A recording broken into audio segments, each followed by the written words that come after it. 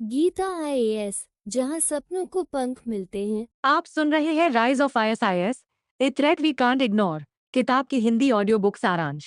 नमस्कार दोस्तों, आपका स्वागत है इस ऑडियो बुक में जहां हम बात करने जा रहे हैं एक ऐसे विषय पर जिसने पूरी दुनिया को हिलाकर रख दिया। ये कहानी है आतंक के उस संगठन की जिसने न केवल मध्य पूर्व बल्कि पूरी दुनिया में खौफ का पर्याय बन गया। जी हाँ, हम बात कर रहे हैं ISIS, Islamic state of Iraq and Syria की।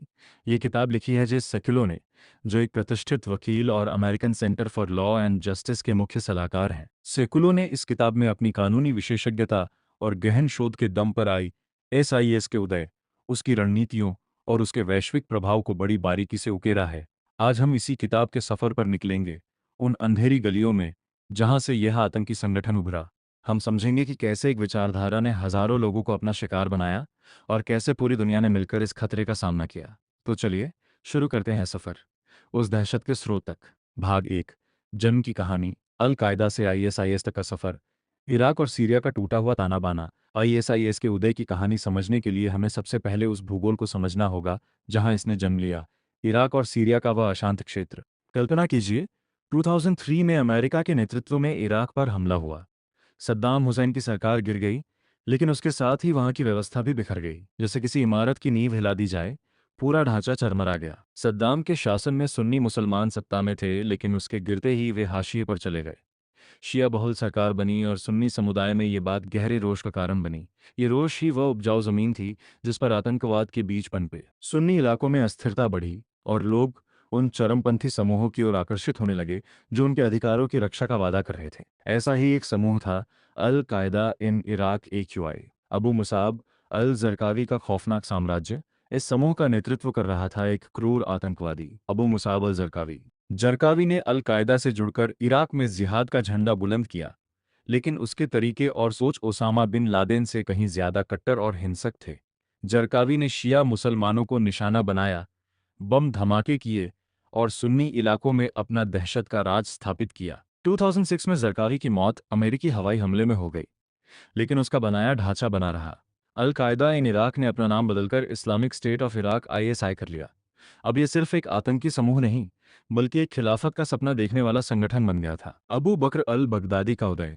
ISI को असली ताकत मिली एक ऐसे शख्स से जो पर्दे के पीछे रहकर अपना जाल बुन रहा था। अबू बकर अल बगदादी। बगदादी एक धार्मिक विद्वान था, लेकिन उसकी सोच बेहद कट्टरपंथी थी। उसने अल कायदा के अंदर रहते हुए एक नई रणनीति गढ़ी, सिर्फ आतंकी हमले नहीं, बल्कि इलाकों पर कब्जा करना और एक भौतिक खिलाफत स्थापित करना। बगदादी का नेतृत्व कई मायनों में अलग था। वह पूर्व बाथिस्ट अधिकारियों, सद्दाम के समय के सैन्य अधिकारी को अपने साथ जोड़ता गया, जिनके पास लड़ाई का अनुभव था। उसने वंचित सुन्नी समुदाय को अपना समर्थक बनाया। उसकी निगाहें सिर्फ इराक तक सीमित नहीं थीं, वह सीरिया की ओर भी देख रहा था। सीरिया गृहयुद्ध, मौके की तलाश। 2011 में सीरिया में गृहयुद्ध शुरू हुआ। बशर अल असद के खिलाफ विद्रोह भड़का और देश अराजकता में डूब गया। ये वही मौका था जिसका बगदादी को इंतजार था। उसने अपने लड़ाकों को सीरिया भेजा और वहां एक नया समूह बनाया, जबात अल नुसरा। लेकिन यह सिर्फ शुरुआत थी। बगदादी चाहता था कि वह खुद सीरिया में भी अपना सीधा नियंत्रण स्थापित करे। 2013 में बगदादी ने अल नुसरा को अपने संगठन में मिलाने का ऐलान कर दिया और अपना नाम बदलकर Islamic state of Iraq and Syria ISIS रख लिया। यहीं से अल कायदा और ISIS के बीच तकरार शुरू हुई। अल कायदा का नेतृत्व इस एक तरफा फैसले से खुश नहीं था, लेकिन बगदादी को कोई परवाह नहीं थी। उसका सपना बड़ा था, एक ऐसा इस्लामिक राज्य जो सीरिया और इराक की सीमाओं को मिटाकर एक खिलाफत कायम करे। इस तरह एक छोटे से आतंकी गुट से निकलकर ISIS एक विशाल आतंकी साम्राज्य बन गया। यह परिवर्तन अचानक नहीं हुआ था, बल्कि उन राजनीतिक खालीपनों, सांप्रदायिक तनावों और कट्टरपंथी विचारधारा का परिणाम था जिन्होंने इसके लिए जमीन तैयार की थी। भाग 2, विस्तार और रणनीति। जब ISIS ने दुनिया को चौंका दिया, तेजी से बढ़ते कदम, ISIS ने जिस तेजी से अपने पैर पसारे, उसने पूरी दुनिया को हैरान कर दिया। ये कोई आम आतंकी संगठन नहीं था जो गुरिल्ला युद्ध लड़ता और पहाड़ों में छिपा रहता। ISIS ने खुली लड़ाई लड़ी, शहरों पर कब्जा किया और एक असली राज्य की तरह काम किया। इसकी रणनीति के कई पहलू थे। सबसे बड़ी बात थी, वह इराक और सीरिया में फैली अराजकता को भुनाने में कामयाब रहा। जब इराकी सेना भंग हो गई तो हजारों प्रशिक्षित सैनिक बेरोजगार हो गए। इनमें से कई सुन्नी थे जो नई शिया सरकार से नाराज थे। ISIS ने इन्हें अपनी ओर खींचा। साथ ही अमेरिकी सेना के पीछे हटने के बाद छोड़े गए हथियारों के जखीरे भी ISIS के हाथ लग गए। मोसुल का कब्जा, वह ऐतिहासिक दिन जून 2014 का वह दिन इतिहास में दर्ज हो गया जब आईएसआईएस ने इराक के दूसरे सबसे बड़े शहर मोसुल पर कब्जा कर लिया। यह एक ऐसी घटना थी जिसकी कल्पना भी नहीं की जा सकती थी। 30,000 से ज्यादा इराकी सैनिक जो आधुनिक हथियारों से लैस थे, मुट्ठी भर आईएसआईएस लड़ाकों के सामने से भाग गए। मोसुल के पतन ने पूरी दुनिया को हिलाकर रख दिया। मोसुल के कब्जे के साथ ही आईएसआईएस के पास अपार धन आ गया। उसने बैंकों को लूटा, व्यापारियों से जकात वसूली और तेल के कुओं पर कब्जा कर लिया। अब उसके पास हर महीने करोड़ों डॉलर का रेवेन्यू था। इस पैसे से वह न सिर्फ अपने लड़ाकों को तनख्वाह देता था, बल्कि स्कूल, अस्पताल और अदालतें भी चलाता था। उसने एक पूरा प्रशासन खड़ा कर दिया था। प्रोपेगेंडा का जाल, सोशल मीडिया पर कब्जा, आईएसआईएस की सबसे बड़ी ताकत थी उसका प्रोपेगेंडा तंत्र। उसने सोशल मीडिया को हथियार की तरह इस्तेमाल किया। ट्विटर, फेसबुक, यूट्यूब, हर प्लेटफॉर्म पर उसके समर्थक सक्रिय थे। वे हाई क्वालिटी वीडियो बनाते, डिजिटल पत्रिकाएं निकालते, जैसे दबीक और मियाहा।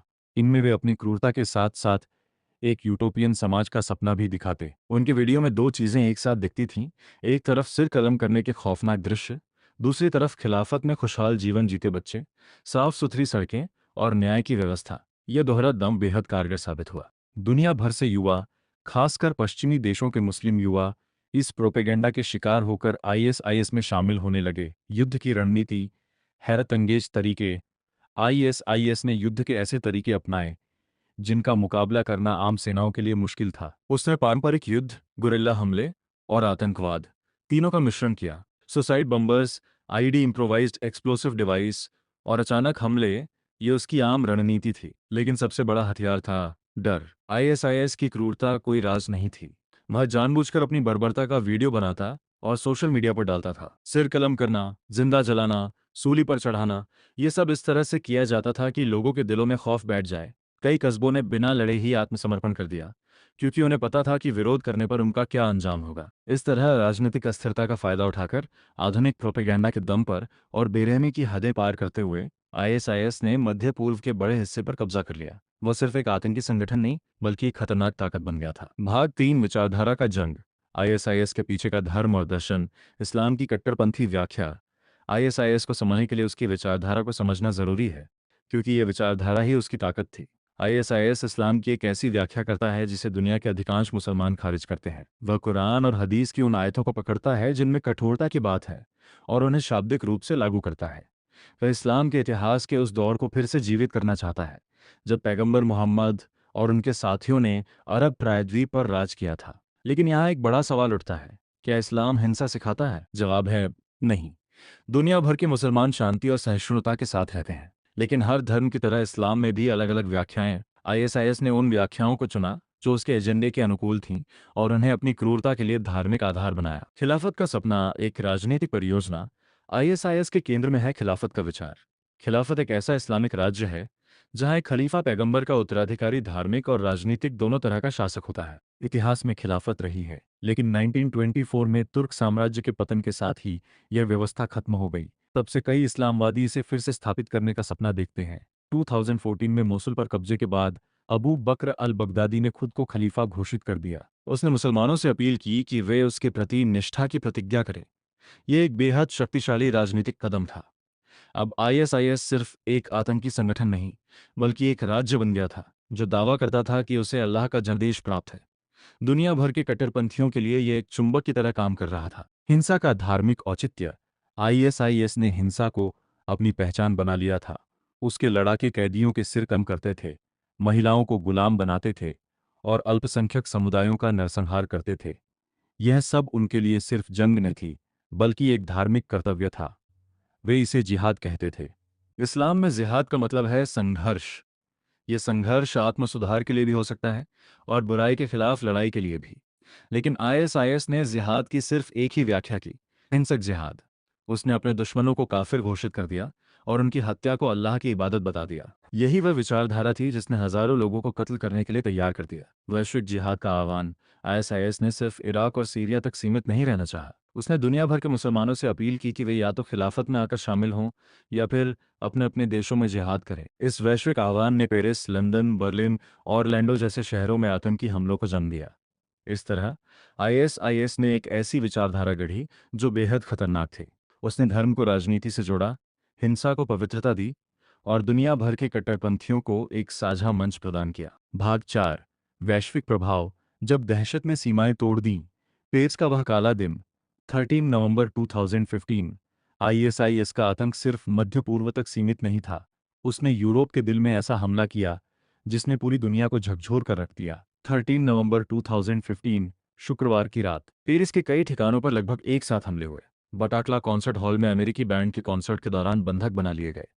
कैफे और रेस्तरां में गोलियां चली। स्टेड डी फ्रांस के बाहर धमाके हुए। कुल 130 लोग मारे गए, सैकड़ों घायल हुए। ये हमले सीधे आईएसआईएस के निर्देशन में किए गए थे। हमलावर या तो सीरिया से प्रशिक्षित होकर आए थे या फिर यूरोप में ही रहकर रेडिकलाइज हुए थे। इस हमले ने यह साबित कर दिया कि आईएसआईएस यूरोप के दिल में भी वार कर सकता है और उसके पास इसके लिए एक नेटवर्क है। नाइस का ट्रक हमला और लोन वुल्फ का खतरा पेरिस हमले के अगले साल 14 जुलाई 2016 को फ्रांस के एक और शहर नाइस में बेस्टिल दिवस मना रही भीड़ पर एक ट्रक चढ़ा दिया गया। 86 लोग मारे गए।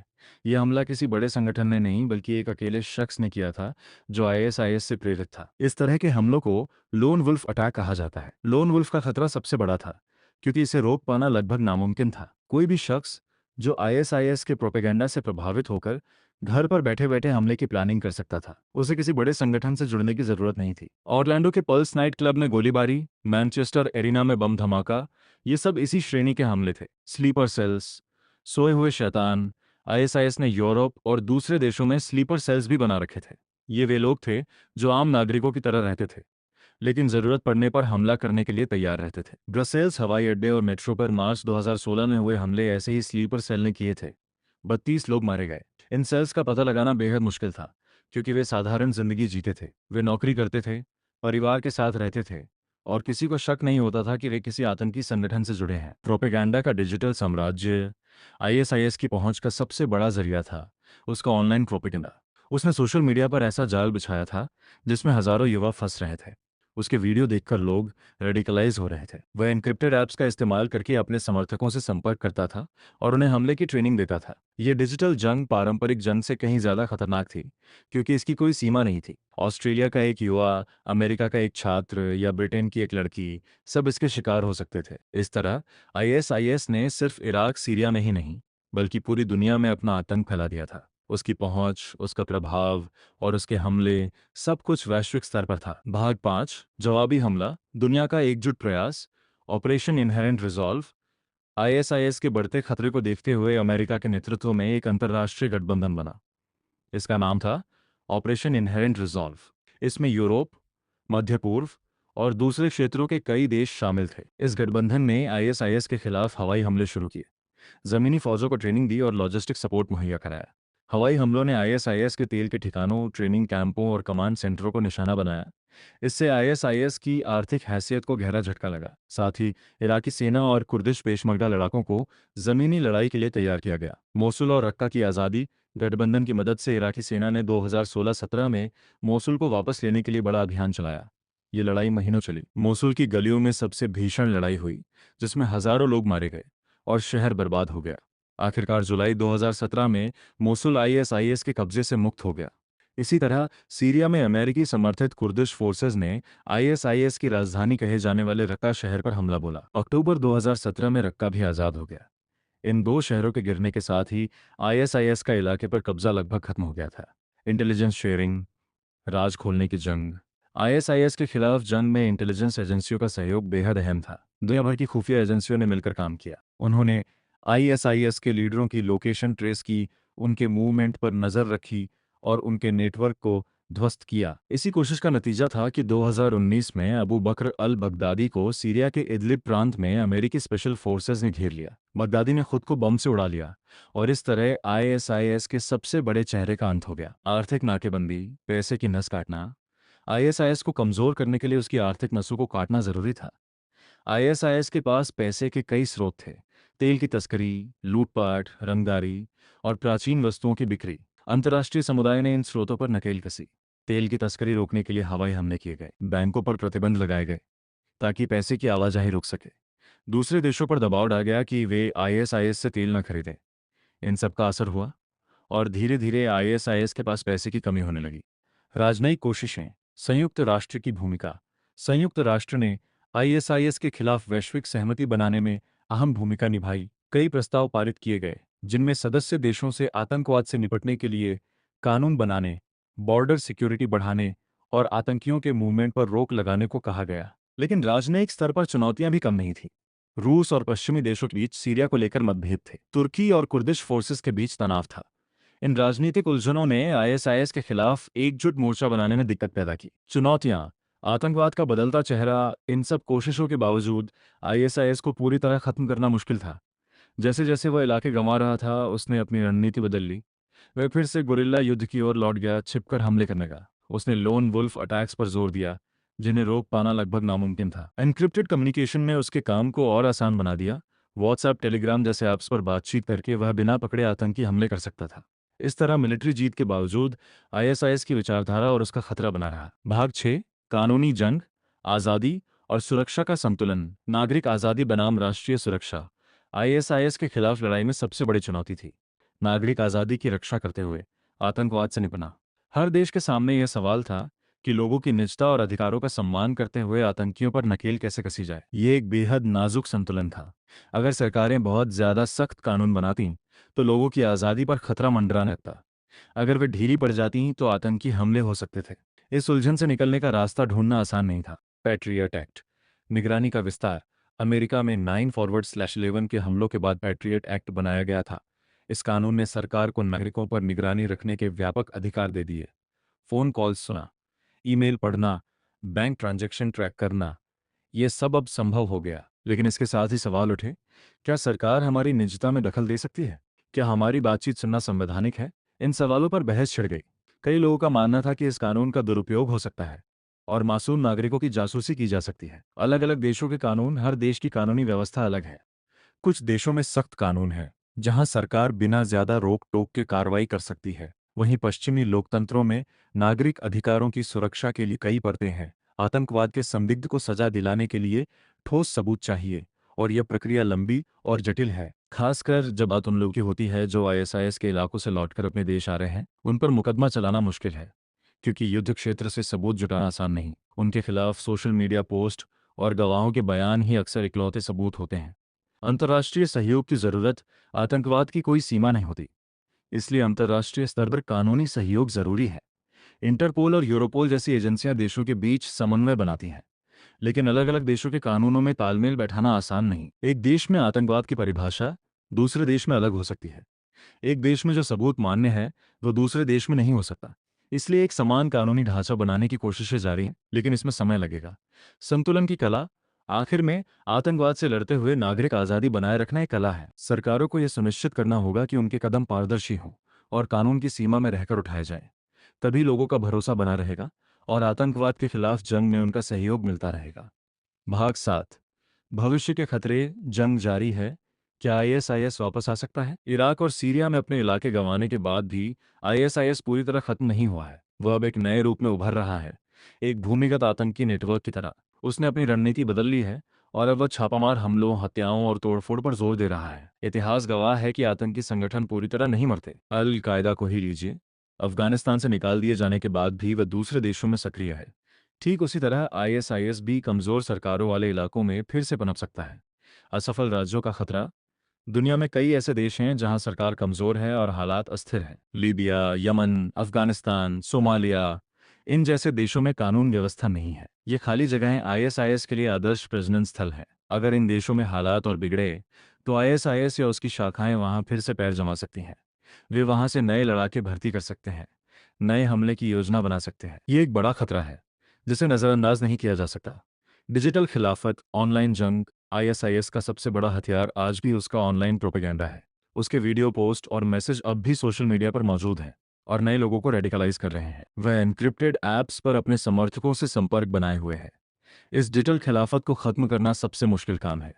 जैसे ही एक अकाउंट बंद होता है, 10 नए बन जाते हैं। जैसे ही एक वीडियो हटाया जाता है, उसकी 100 कॉपियां दूसरी जगह अपलोड हो जाती हैं। ये एक अंतहीन जंग है। कट्टरपंथ की जड़ें। सवाल यह है कि लोग आईएसआईएस की ओर क्यों आकर्षित होते हैं। इसके पीछे कई कारण हैं।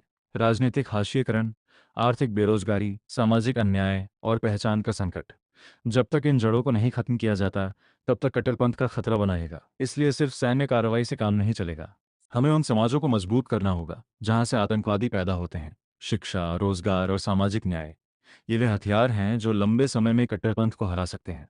डी रेडिकलाइजेशन, लौटने का रास्ता।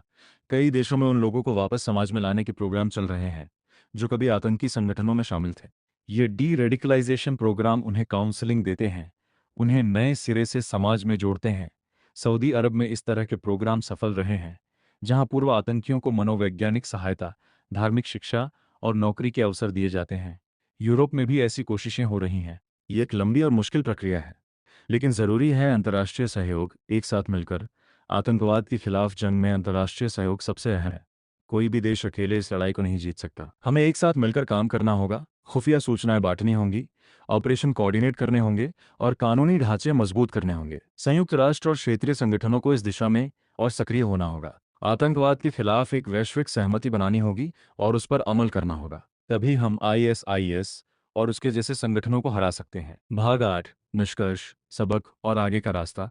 हमने क्या सीखा? ISIS के उदय और पतन से हमने कई महत्वपूर्ण सबक सीखे हैं। सबसे बड़ा सबक यह कि आतंकवाद सिर्फ सैन्य समस्या नहीं है, बल्कि एक जटिल सामाजिक, राजनीतिक और वैचारिक चुनौती है। उसे समझने के लिए हमें हर पहलू को देखना होगा। हमने सीखा कि जब राजनीतिक व्यवस्था चरमरा जाती है, जब लोग हाशिए पर चले जाते हैं और जब सामाजिक न्याय नहीं मिलता, तब आतंकवाद को पनपने का मौका मिलता है। इराक और सीरिया में यही हुआ। मिलिट्री जीत काफ़ी नहीं, हमने ये भी सीखा कि सिर्फ सैन्य कार्रवाई से आतंकवाद खत्म नहीं होता। मोसुल और रक्का आज़ाद हो गए, बगदादी मारा गया, लेकिन ISIS की विचारधारा अभी भी जिंदा है। वह अब भी ऑनलाइन सक्रिय है और उसके समर्थक दुनिया भर में फैले हुए हैं। इसलिए हमें अपनी रणनीति बदलनी होगी। हमें सैन्य कार्रवाई के साथ साथ डी रेडिकलाइजेशन, सामाजिक पुनर्वास और वैचारिक मुकाबले पर भी ध्यान देना होगा। डिजिटल दुनिया में जंग। ISIS ने हमें सिखाया कि आतंकवाद अब डिजिटल दुनिया में भी लड़ा जा रहा है। सोशल मीडिया, एनक्रिप्टेड ऐप्स और ऑनलाइन प्रोपेगेंडा, ये नए हथियार हैं जिनका मुकाबला करना सीखना होगा। हमें साइबर सुरक्षा पर निवेश करना होगा और सोशल मीडिया कंपनियों को आतंकी कंटेंट हटाने के लिए जिम्मेदार बनाना होगा। वैश्विक एकता की ज़रूरत। ये लड़ाई कोई एक देश नहीं जीत सकता। आतंकवाद के खिलाफ हमें एकजुट होना होगा। हमें खुफिया जानकारी साझा करनी होगी, कानूनी ढांचे मजबूत करने होंगे और एक साथ मिलकर काम करना होगा। राजनीतिक मतभेदों को भुलाकर हमें इस आम दुश्मन के खिलाफ एक मोर्चा बनाना होगा। नागरिक आज़ादी की रक्षा। साथ ही हमें यह भी सुनिश्चित करना होगा कि आतंकवाद के खिलाफ हमारी लड़ाई में हम अपने मूल्यों को न खोएं। नागरिक आज़ादी, मानवाधिकार और कानून का राज, ये वे सिद्धांत हैं जिनकी रक्षा हमें करनी है। उन्हें कमज़ोर करके हम आतंकवाद को जीतने का मौका नहीं दे सकते। अंतिम शब्द। एक लंबी लड़ाई। ISIS के खिलाफ ये लड़ाई लंबी और कठिन होगी। ये सिर्फ एक संगठन के खिलाफ नहीं, बल्कि एक विचारधारा के खिलाफ लड़ाई है। विचारधाराएं बंदूक की गोली से नहीं मरती। उन्हें बेहतर विचारों से, बेहतर विकल्पों से और बेहतर समाज से हराया जा सकता है। हमें धैर्य रखना होगा। हमें अपने समाजों को मजबूत करना होगा। हमें शिक्षा, रोजगार और सामाजिक न्याय पर ध्यान देना होगा। हमें उन युवाओं के लिए उम्मीद की किरण बनना होगा जो आज निराशा में कट्टरपंथ की ओर देख रहे हैं। तभी हम सच में ISIS को हरा सकते हैं। तभी हम एक सुरक्षित और शांतिपूर्ण दुनिया बना सकते हैं। समापन। एक नई सुबह की उम्मीद। तो दोस्तों, यह थी जे सेकुलो की किताब राइज ऑफ ISIS की कहानी। एक ऐसी कहानी जो हमें दहशत के उस दौर में ले जाती है जब दुनिया ने सबसे क्रूर आतंकी संगठन का सामना किया। लेकिन ये कहानी उम्मीद की भी है, उन तमाम लोगों की जिन्होंने इस बुराई के खिलाफ लड़ाई लड़ी और उन लाखों आम लोगों की जिन्होंने हिम्मत नहीं हारी। ISIS ने हमें सिखाया कि अंधकार कितना गहरा हो सकता है, लेकिन उसने हमें यह भी सिखाया कि जब दुनिया एकजुट होती है तो वह अंधकार को चीरकर रोशनी ला सकती है। अब ये हम पर है कि हम उस रोशनी को जलाए रखें, कि हम अपने समाजों को ऐसा बनाएं जहां कट्टरपंथ के लिए कोई जगह ना हो, जहां हर युवा को उम्मीद मिले, न कि निराशा, जहां हर इंसान को सम्मान मिले, न कि हाशिएकरण। यही इस किताब का सबसे बड़ा संदेश है और यही वह रास्ता है जिस पर हमें चलना है, एक ऐसे भविष्य की ओर जहां आतंक का कोई स्थान ना हो और जहां शांति और मानवता की जीत हो। धन्यवाद। ऐसी ही दिल को छू लेने वाली किताबों से जुड़ने के लिए हमारे चैनल को सब्सक्राइब करें, क्योंकि अच्छी किताबें दिल ही नहीं, रूह तक उतर जाती हैं। धन्यवाद।